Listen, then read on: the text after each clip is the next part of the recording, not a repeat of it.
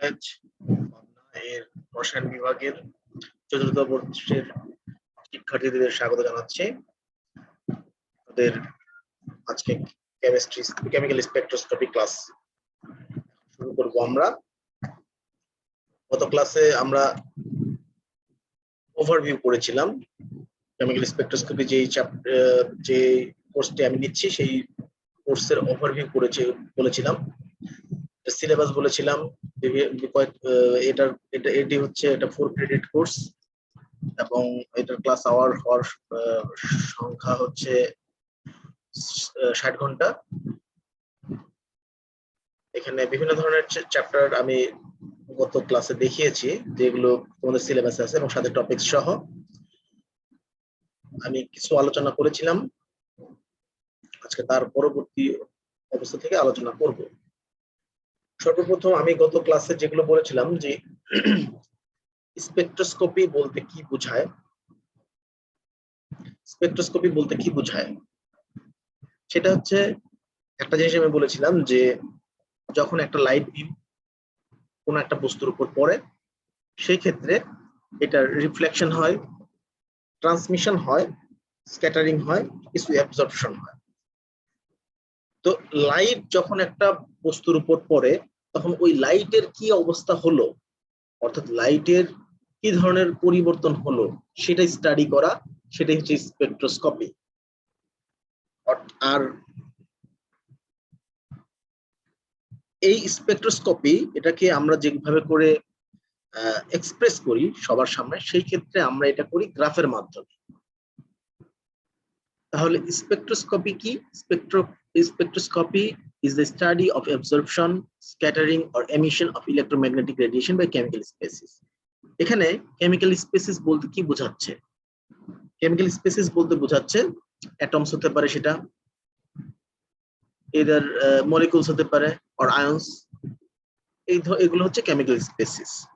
এই chemical species এর মধ্যে যদি আমরা কোনো ইলেকট্রোম্যাগনেটিক রেডিয়েশন, ধরো লাইট, সেটা লাইট আসলে ইলেকট্রোম্যাগনেটিক রেডিয়েশন আকারে আসে, তো ধরো লাইট, সেটা যখন এটার উপর পড়বে সেটার অ্যাবজর্পশন, স্ক্যাটারিং বা এমিশন কি হলো সেটার স্টাডিটাই হচ্ছে স্পেকট্রোস্কোপি।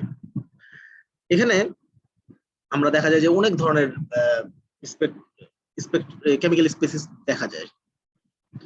তো এখন স্পেকট্রোস্কোপি আর স্পেকট্রামের মধ্যে পার্থক্য কি? স্পেকট্রোস্কোপিতে বললাম যেটা হচ্ছে লাইট এর স্ক্যাটারিং অথবা এমিশন, মানে লাইটের কি হলো সেটার স্টাডি, সেটা সম্পর্কে আমরা পড়বো, সেটা হচ্ছে স্পেকট্রোস্কোপি। আর এটাকে যখন আমরা প্রকাশ করব গ্রাফ আকারে, বললো যেমন ওয়েভলেন্থের আকারে প্রকাশ করলাম, একদিকে কতটুকু সে অ্যাবজর্ব করলো, আরেকদিকে যদি আমরা ওয়েভলেন্থ বা ফ্রিকোয়েন্সি বা যদি আমরা বলি সেটা ওয়েভ নাম্বার, এই আকারে যদি আমরা প্রকাশ করি, সেটার যেই আমরা ব্যান্ড পাবো বা যেই গ্রাফটা পাবো সেটাকে আমরা বলবো স্পেকট্রাম। এই স্পেকট্রোস্কোপির যে বিভিন্ন ধরনের স্পেকট্রোস্কোপি আছে তার মধ্যে এটার বেসিক যে এক্সপেরিমেন্ট আমরা কিভাবে করি সেটা প্রথমে করা হয় কি, একটা হোয়াইট সোর্স নেওয়া হয়। হোয়াইট সোর্স মানে হচ্ছে সেখানে অনেক ধরনের রেডিয়েশন থাকবে, অনেক ওয়েভলেন্থের রেডিয়েশন থাকবে। হ্যাঁ, এটাকে এই রেডিয়েশন গুলোকে আমরা বিমটাকে কলিমেট করব, আলাদা করব যে কোনো একটা নির্দিষ্ট ওয়েভলেন্থ। যদি আমি এত ওয়েভলেন্থের একটা আলো কোনো স্যাম্পলের মধ্যে দিয়ে নিয়ে যেতে হয়, সেক্ষেত্রে আমরা সেই ধরনের সেই ওয়েভলেন্থের রেটাকে বা রশ্মিটাকে আমরা আলাদা করব। সেটা করব কি, ওই রে যে রাস্তা দিয়ে যাবে সেই রাস্তার মাঝে আমরা কি স্যাম্পল রাখবো, যে স্যাম্পলটাকে আমরা আসলে স্পেকট্রোস্কোপি করতে যেটা স্টাডি করতে যাচ্ছি সেই স্যাম্পলটা রাখবো। তারপর সেখান থেকে তো এটা ট্রান্সমিট করবে, স্যাম্পলের মধ্যে দিয়ে যখন লাইট বা ইলেকট্রোম্যাগনেটিক রেডিয়েশন যখন পাস করবে তখন আমরা ট্রান্সমিট করবে, সেটা বের হয়ে যাবে। সেটা আমরা একটা স্লিটের মধ্যে দিয়ে, একটা মনোক্রোমেটিক বিমের মধ্যে দিয়ে এই রেডিয়েশন ডিটেক্ট করব আমরা। হ্যাঁ, এই ওই বিমটা যাতে যেটা পাস করে আসলো সেটা যাতে ডিটেক্টরে অ্যাটাক করে, ডিটেক্টরে গিয়ে পড়ে। ডিটেক্টরে গিয়ে পড়লে তো আমরা বুঝতে পারবো যে এটা কি ধরনের, কত ইন্টেন্সিটির লাইট আছে বা ইত্যাদি ইত্যাদি। সেখান থেকে আমরা যে ডাটা পাচ্ছি সেই ডাটা দিয়ে আমরা স্পেকট্রাম তৈরি করব। এই হচ্ছে একটা বেসিক এক্সপেরিমেন্ট স্পেকট্রোস্কোপি। আচ্ছা, তো আমরা যদি ওভারঅল আরেকটু ডিটেলস দেখি আমরা, যে এটা হচ্ছে একটা স্যাম্পল। এই স্যাম্পল, এটা হচ্ছে স্যাম্পল। এই স্যাম্পলের মধ্যে আই নট ইনিশিয়াল ইন্টেন্সিটির একটা লাইট আসলো, স্যাম্পলের ভিতর দিয়ে গিয়ে পাস করলো। পাস করলে হবে কি, এটার ইন্টেন্সিটি আই নট যে ইন্টেন্সিটি ছিল আর আইটি কিন্তু একরকম হবে না, ঠিক না? তাহলে এখন আমরা দেখব যে এই যে এটার প্লট স্পেকট্রাম হচ্ছে এটাই, যে এটার লাইটের ইন্টেন্সিটির এগেইনস্টে আমরা এদিকে ইন্টেন্সিটি দিলাম, দেখো এই গ্রাফটাতে ইন্টেন্সিটি দিলাম আর এদিকে দিলাম হচ্ছে ফ্রিকোয়েন্সি, অথবা এখানে আমরা ওয়েভ লেন্থ ফ্রিকোয়েন্সি দিতে পারি, অথবা ওয়েভ লেন্থ দিতে পারি, অথবা ওয়েভ নাম্বার দিতে পারি। প্রত্যেকটাই হচ্ছে এই লাইটের ইন্টেন্সিটিকে প্রতিনিধিত্ব করে বা বোঝায়। তাহলে এরকম করে আমরা করতে পারি, বা অন্য কোনো প্রসেসও থাকতে পারে। এর মধ্যে আমাদের যে জিনিসটা জানতে হবে সেটা হচ্ছে ট্রান্সমিটেন্স কি আর অ্যাবসর্বেন্স কি। ট্রান্সমিটেন্স হচ্ছে, মনে করো আই নট আমরা ইনিশিয়াল দিলাম, পেলাম হচ্ছে আইটি। আই নট আমরা ইনিশিয়াল লাইট গেল স্যাম্পলের মধ্যে দিয়ে যাওয়ার পরে এটা হয়ে গেল আইটি, পেলাম ইন্টেন্সিটি ফেরত। তাহলে কতটুকু ট্রান্সমিট হলো সেটা হচ্ছে তার সাপেক্ষে আমরা বলবো কত পার্সেন্ট হলো, সেটা হচ্ছে IT divided by I naught into 100% হয়ে যাবে। এটা কিন্তু পার্সেন্টে চলে আসবে। এটাকে বলা হয় ট্রান্সমিটেন্স। আর এটা আছে অ্যাবজর্বেন্স। অ্যাবজর্বেন্স হচ্ছে logarithm of I naught by IT. হ্যাঁ, আমরা বিয়ার ল্যাম্বার্ট ল যখন শিখেছিলাম এই জিনিস, এই অ্যাবজর্বেন্সের ওইখানে আমাদের দরকার পড়েছিল। এগুলো আমরা আর্লিয়ার ক্লাসগুলোতে আমরা মানে অন্য সেশনে আমরা করেছি। তাহলে এখন আমরা একটা স্পেকট্রাম কিভাবে রিপ্রেজেন্ট করব? একটা স্পেকট্রাম রিপ্রেজেন্ট করা হয় এভাবে যে একটা অ্যাবজর্বেন্স দেই একপাশে, অথবা ট্রান্সমিটেন্স, যে কোনো একটা। ওয়াই অ্যাক্সিস বরাবর আমরা দিব হচ্ছে অ্যাবজর্বেন্স অথবা ট্রান্সমিটেন্স, এর এগেইনস্টে ওয়েট আ মিনিট।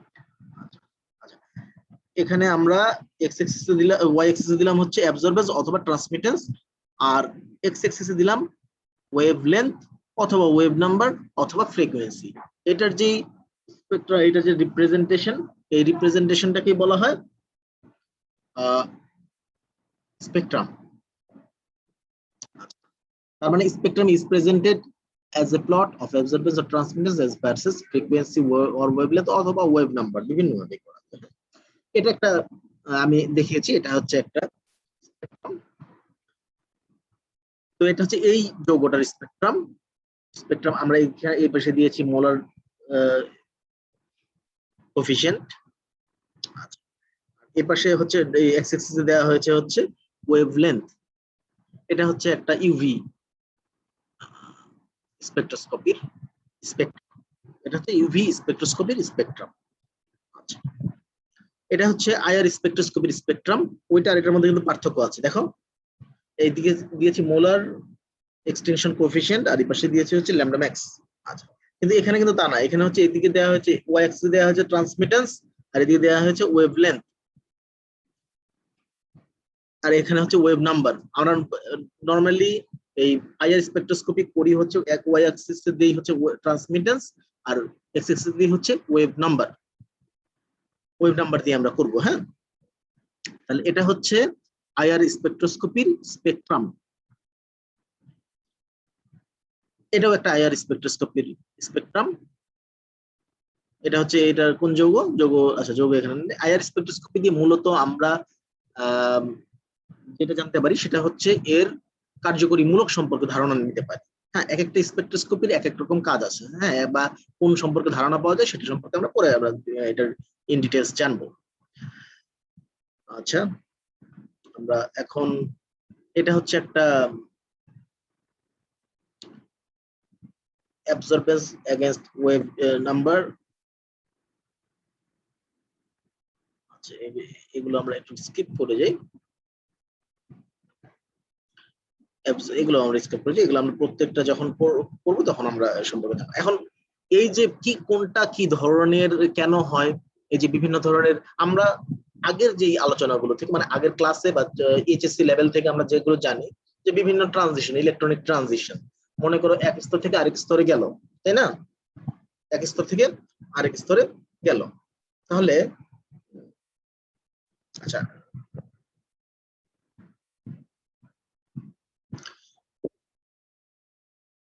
তাহলে আমরা দেখবো যে কেন এই যে আগের আগের ক্লাসগুলোতে আমরা জানি যে ইলেকট্রনের ট্রানজিশন হয় প্রথম শক্তি স্তর থেকে ধরো তৃতীয় শক্তি স্তরে সেটা জাম্প করলো, অথবা তৃতীয় শক্তি স্তরে জাম্প করলো, আবার সেটা ফেরত আসে, তাই না?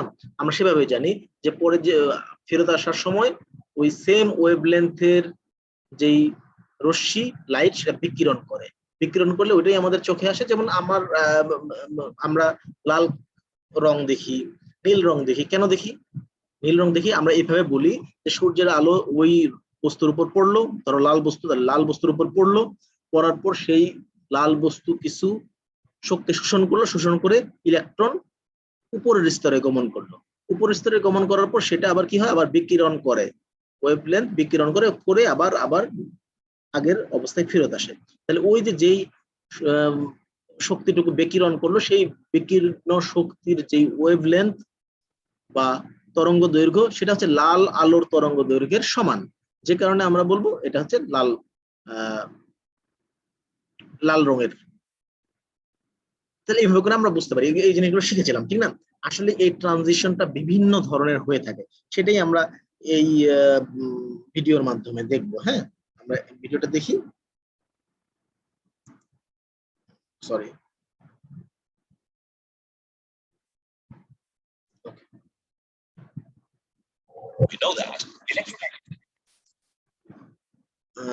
একটা ব্যাপার, সেটা হচ্ছে তোমরা কি শুনতে পাচ্ছ এই কথা, এই ভিডিওর কথা কি শুনতে পাচ্ছিলে? একটু আনমিউটেড হবার জন্য। হ্যাঁ, জি স্যার, এটা শোনা যাচ্ছিল। শুনতে পাচ্ছিলে না নাকি? শোনা যাচ্ছিল স্যার। জি স্যার, শুনতে পাচ্ছি স্যার। আচ্ছা, গুড। মানে আমার কথা না, কিন্তু এই ভিডিওর কথা।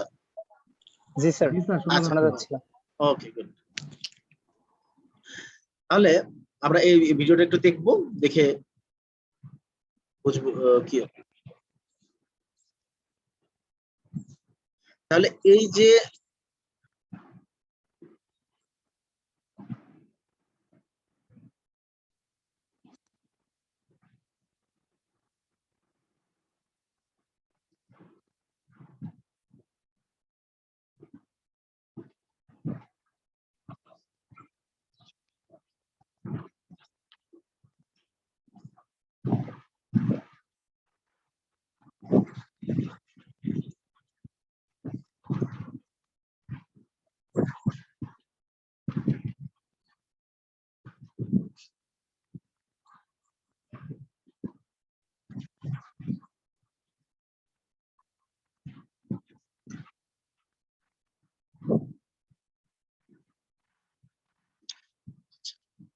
আমরা এই বলতে পারি যে অ্যাবজর্পশন কিভাবে হয়। এই গ্রাউন্ড স্টেট থেকে এনার্জি যখন অ্যাবজর্ব করে, সেই অ্যাবজর্ব তখন হায়ার স্টেটে চলে যায়, মানে এক্সাইটেড স্টেটে চলে গেল, মানে উপরের স্তরে গমন করলো। আর এমিশনটা কি হয়, যখন উপরের স্তরে গমন করলো, সে আবার সেই সার্টেন পরিমাণ শক্তি ছেড়ে দিয়ে আবার আগের অবস্থায় গ্রাউন্ড স্টেটে ফেরত আসে। তো এই যে এটা এতটুকু যে ছাড়লো, সরি, হ্যাঁ,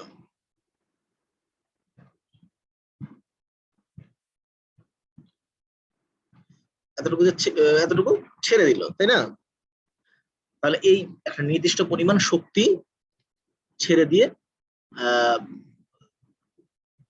বিকিরণ শক্তি ছেড়ে দিল বা বিকিরণ করলো। এইখান থেকে আমরা বিভিন্ন ধরনের স্পেকট্রোস্কোপি, বিভিন্ন মলিকুলার স্পেকট্রোস্কোপি করতে পারি। এবং এই স্পেকট্রোস্কোপির কিছু কি বলে এটা অ্যাডভান্টেজ আছে বা সুবিধা আছে। একটা হচ্ছে এটা খুব অল্প সময় লাগে এবং খুবই অল্প পরিমাণ স্যাম্পল লাগে, অনেক বেশি স্যাম্পল লাগে না, যে কারণে আমরা ইজিলি কি করতে পারি, মানে এটা আমরা অল্পতেই এটার সম্পর্কে স্টাডি করতে পারি। আর হচ্ছে এটা খুব কস্ট ইফেক্টিভ, এটা হচ্ছে cost effective in the long run.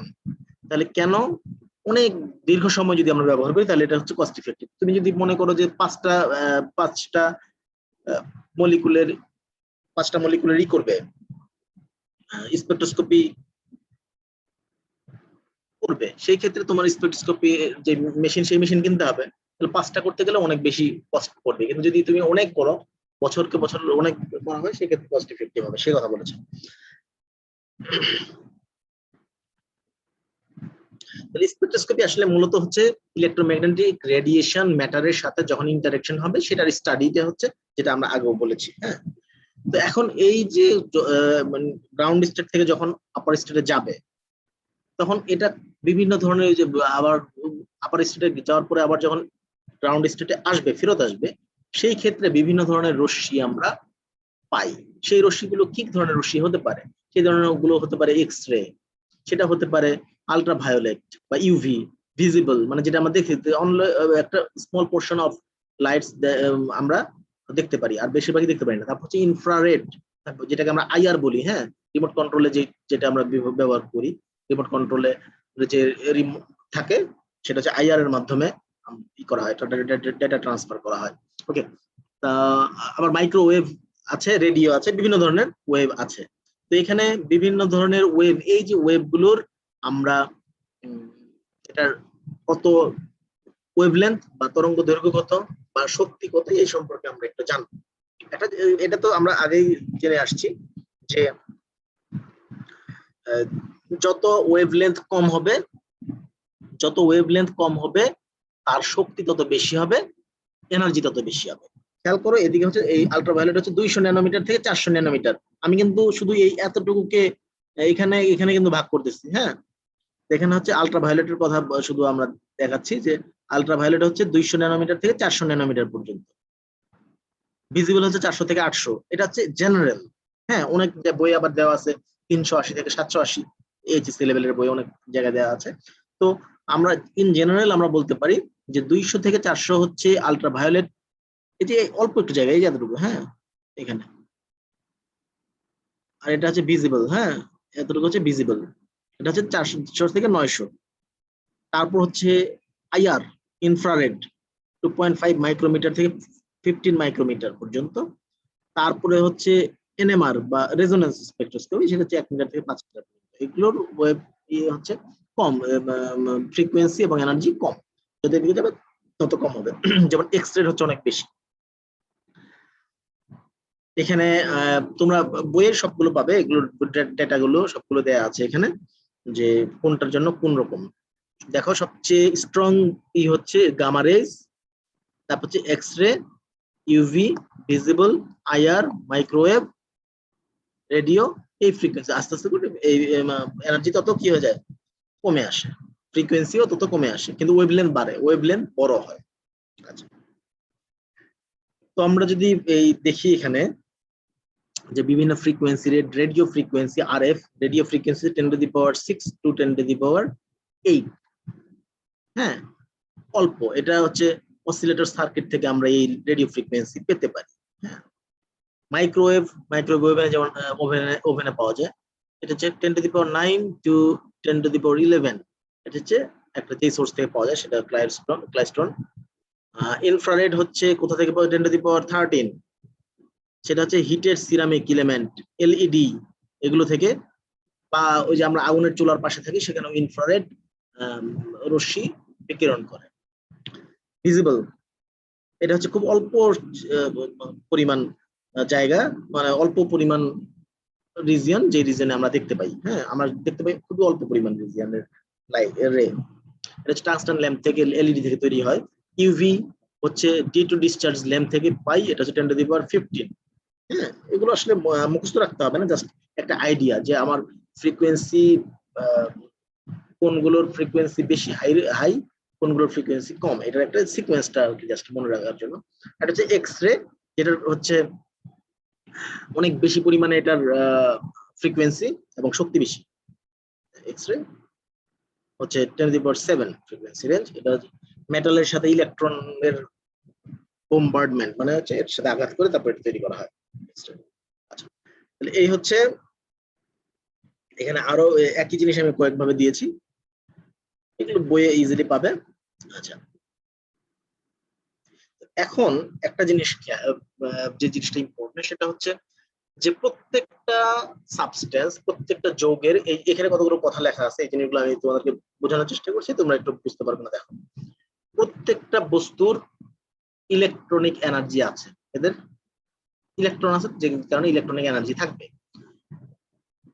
গ্যাসের কি ধরনের এনার্জি থাকতে পারে, কি ধরনের এনার্জি থাকতে পারে? একটা হচ্ছে রোটেশনাল, রোটেশনাল মানে কি, ঘুরবে, ঘূর্ণন একটা শক্তি থাকতে পারে। ট্রান্সলেশনাল, এক অবস্থা থেকে আরেক অবস্থায় যাচ্ছে, ট্রান্সলেশনাল, ভাইব্রেশনাল মোশন থাকবে। অর্থাৎ তিন ধরনের, সবচেয়ে বড় কথা হচ্ছে তিন ধরনের মোশন থাকবে একটা সাবস্টেন্সের, তিন ধরনের মোশন থাকবে। একটা হচ্ছে রোটেশনাল, একটা হচ্ছে ট্রান্সলেশনাল, একটা হচ্ছে ভাইব্রেশনাল। মনে রাখতে হবে, হ্যাঁ, রোটেশনাল, ট্রান্সলেশনাল, ভাইব্রেশনাল মোশন থাকবে, গতি থাকবে এটা।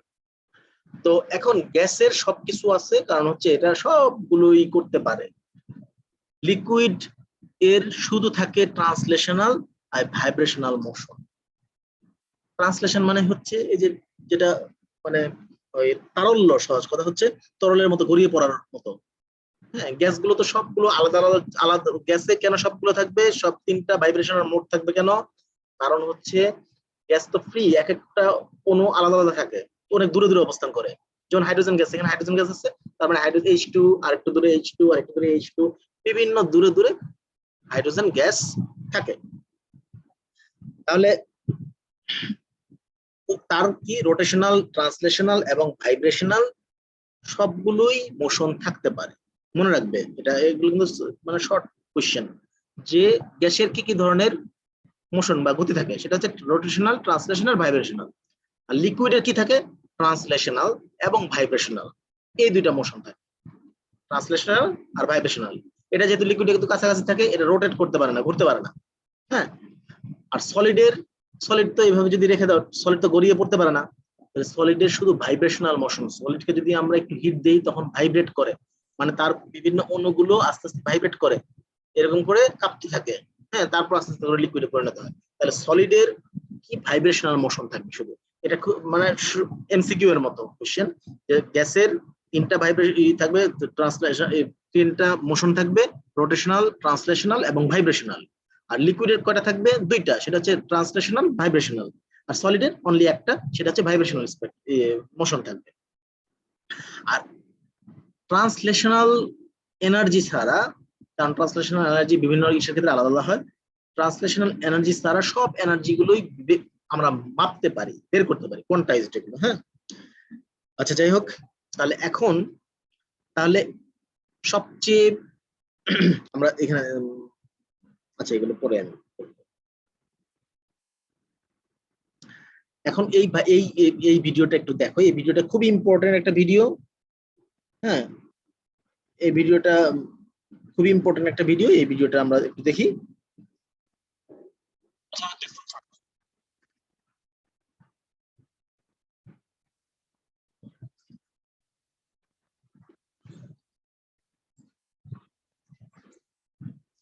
তাহলে মলিকুলার স্পেকট্রা কিভাবে আসে আমরা সেটা দেখবো। হ্যাঁ, মনে করো এই একটা মলিকুলস, তার মধ্যে এইচ নিউ একটা ফ্রিকোয়েন্সির এনার্জির একটা লাইট এসে পড়লো, তাহলে এটার এনার্জি স্টেট দেখো কয়েকটা, এই যে ই নট, এটা হচ্ছে তার এনার্জি স্টেট, প্রথম শক্তি স্তর মনে করো, E2, E1, E2। ওকে, এগুলো হচ্ছে ইলেকট্রনের বিভিন্ন স্তর, ওই সরি ওই কি পরমাণুর যে বিভিন্ন স্তর থাকে। Basically molecules,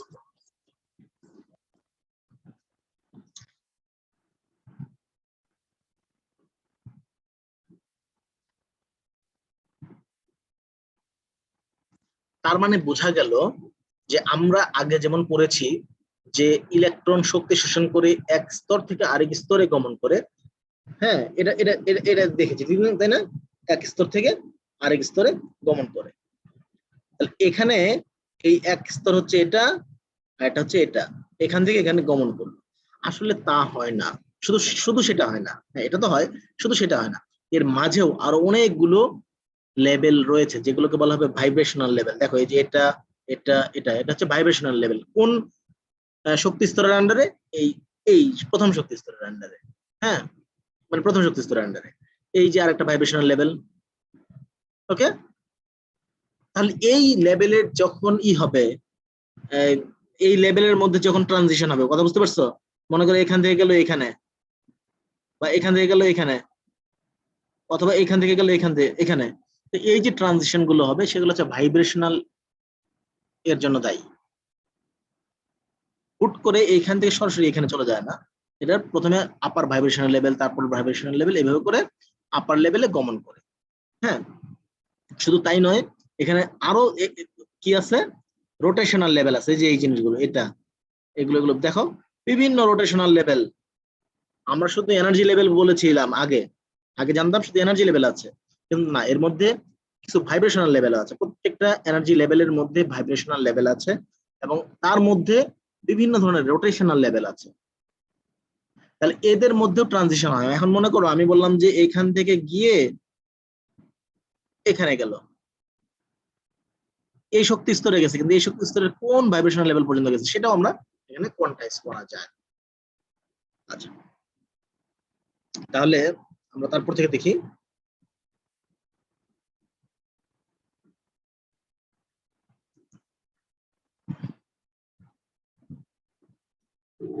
What are different factors?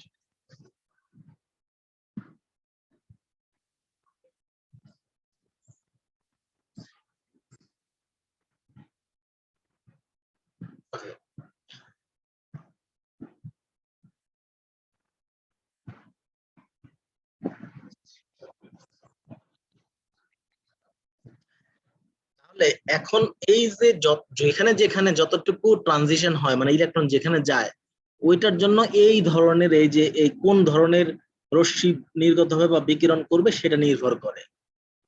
কথা বুঝতে পেরেছো?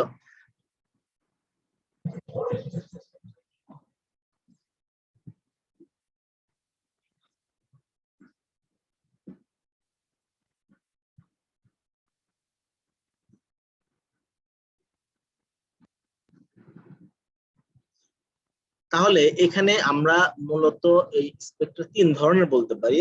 একটা হচ্ছে ইলেকট্রনিক স্পেকট্রা, যেটা আমরা আগে থেকে জানি যে এই নিচে শক্তি স্তর থেকে উপর শক্তি স্তরে কেমন করলো, বা উপর শক্তি স্তর থেকে আবার নিচে ফেরত আসলো।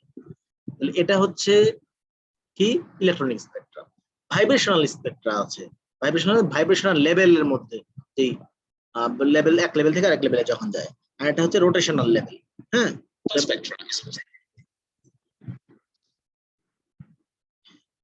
যদি একেবারে খুব অল্প পরিমাণ শক্তি শোষণ করে, যেমন মনে করে যে কোথায় অল্প পরিমাণ শক্তি, মানে কি এই যে রোটেশনাল লেভেল, মানে এক জায়গা থেকে আরেক জায়গায় খুব অল্প না, তাহলে এই শুধু কি করবে, একটা রোটেশনাল লেভেল থেকে যখন অন্য, এই যে দেখো, এক রোটেশনাল লেভেল থেকে যখন এক রোটেশনাল লেভেল থেকে আরেক রোটেশনাল লেভেলে যাবে, তখন এই যে এরা অতটুকু খুবই অল্প পরিমাণ শক্তি পাবে, এবং সেই শক্তিটা কি করবে, রোটেট করাবে, জাস্ট ঘোরাবে, আর কিছু না। হ্যাঁ, এটা সবচেয়ে কম শক্তি লাগে রোটেট করার জন্য,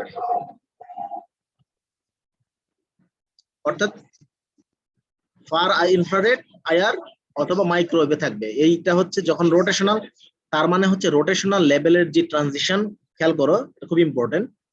আমরা সিলেবাসে দেখেছি মাইক্রোওয়েভ স্পেকট্রোস্কোপি আছে, সেই মাইক্রোওয়েভ স্পেকট্রোস্কোপি হচ্ছে এই রোটেশনাল লেভেলের ট্রানজিশন। হ্যাঁ, ভাইব্রেশনাল লেভেলের যে ট্রানজিশন সেটা হচ্ছে আইআর, মনে রাখবে। হ্যাঁ, আইআর হচ্ছে ভাইব্রেশনাল লেভেলের যে ট্রানজিশন, রোটেশনাল লেভেলের ট্রানজিশন হচ্ছে মাইক্রোওয়েভ, আর ইলেকট্রনিক ট্রানজিশন যেটা হচ্ছে ইউভি অথবা ভিজিবল, যেটা সেটা হচ্ছে ওই এক স্তর থেকে আরেক স্তরে গমন করবে সেটা। যদি বেশি হয়, এখানে বলা হচ্ছে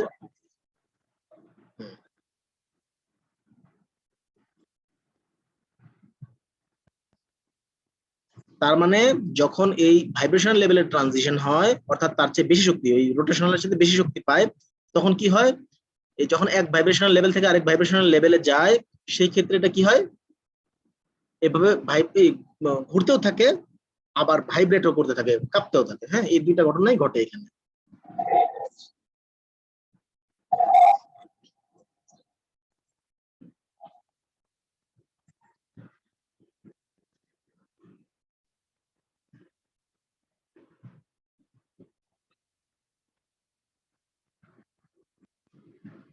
তার চেয়েও যদি বেশি হয়, মানে এক ইলেকট্রনিক লেভেল থেকে আরেক ইলেকট্রনিক লেভেলে যায়, যখন ভাইব্রেশন হয়, রোটেশন হয়, সেই সাথে ট্রানজিশন হয়, ইলেকট্রন ট্রানজিশন হয়।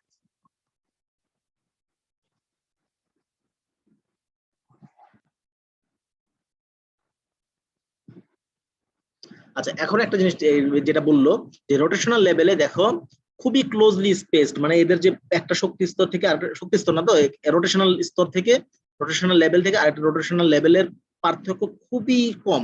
এই যে দেখো নিচে একদম ব্যান্ডের মতো, মানে অনেকগুলো একসাথে জড়ো জড়ো হয়ে আছে বলে, একসাথে মানে দুইটা মিলে আছে বলে একটু মোটা হয়ে আছে। অর্থাৎ নিচের দিকের রোটেশনাল লেভেলের গ্যাপটা অনেক কম, যত দূরে যাচ্ছে তত রোটেশনাল লেভেলের গ্যাপটা বাড়তেছে, সেই কথা বলতেছে।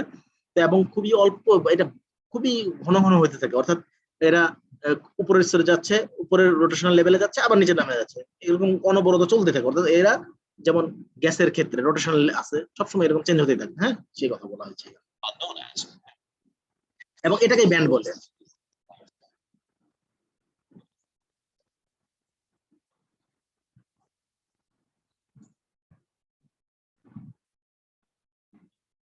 তাহলে মাইক্রোওয়েভ, সেটা আমরা বলবো ওয়েভলেন্থ কি পরিমাণ, এটা মাইক্রোওয়েভ হচ্ছে রোটেশনাল স্পেকট্রোস্কোপির আন্ডারে, বলেছিলাম আগে।